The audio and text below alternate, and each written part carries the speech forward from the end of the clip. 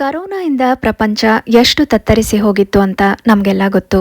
ಇದೇ ರೀತಿ ಹಿಂದೆ ಕಾಲೆರಾ ಕಾಯಿಲೆಗೆ ಇಡೀ ಜಗತ್ತೇ ತತ್ತರಿಸಿತ್ತಂತೆ. ಆಗ ಶುರುವಾದ ಈ ಆಚರಣೆ ಇಂದಿಗೆ ಈ ಆಚರಣೆಗೆ 50 ವರ್ಷಗಳಾಗಿವೆ ಅಂತೆ.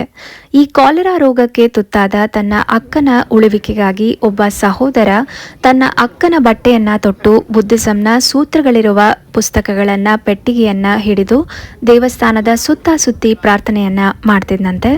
ಈಗ ಇದೇ ಆಚರಣೆ ಮುಂದುವರೆದು ಇಂದಿಗೆ 20ರಿಂದ 25 ವರ್ಷದ 30 ಹುಡುಗರು ಈ ರೀತಿ ಹೆಣ್ಣು ಮಕ್ಕಳ ಬಟ್ಟೆಗಳನ್ನ ಧರಿಸಿ ವಿಭಿನ್ನವಾಗಿ ಮುಖಕ್ಕೆ ಮೇಕಪ್ ಹಾಕೊಂಡು ಊರಿನ ಎಲ್ಲಾ ಮನೆಗಳಿಗೆ ಈ ಪೆಟ್ಟಿಗೆಗಳನ್ನ ಹೊತ್ತು ಹೋಗಿ ಒಳ್ಳೇದಾಗ್ಲಿ ಅಂತ ಹರಿಸಿ ಬರ್ತಾರಂತೆ.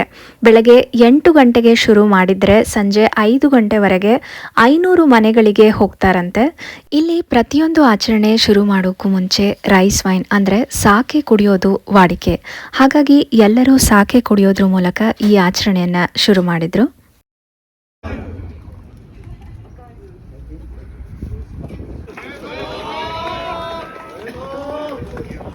ಇದಾದ ನಂತರ ಎಲ್ಲರೂ ತಮ್ಮ ತಮ್ಮ ಪೆಟ್ಟಿಗೆಗಳನ್ನು ಹೊತ್ತು ಊರಿನ ಕಡೆಗೆ ಹೊರಟರು.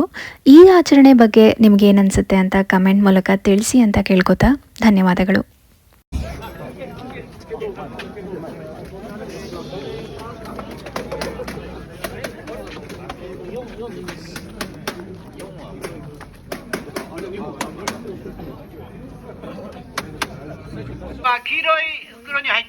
ಹಾಗೆ ಈ ಆಚರಣೆ 50 ವರ್ಷಗಳನ್ನ ಪೂರೈಸಿದ ಸಲುವಾಗಿ ಬಂದವ್ರಿಗೆಲ್ಲ ಗಿಫ್ಟ್ಗಳನ್ನ ಕೊಟ್ಟರು. ನಾನು ಒಂದು ಗಿಫ್ಟ್ ಪ್ಯಾಕೆಟ್ನ ತಗೊಂಡು ಮನೆ ಕಡೆ ಬಂದೆ. ಧನ್ಯವಾದಗಳು.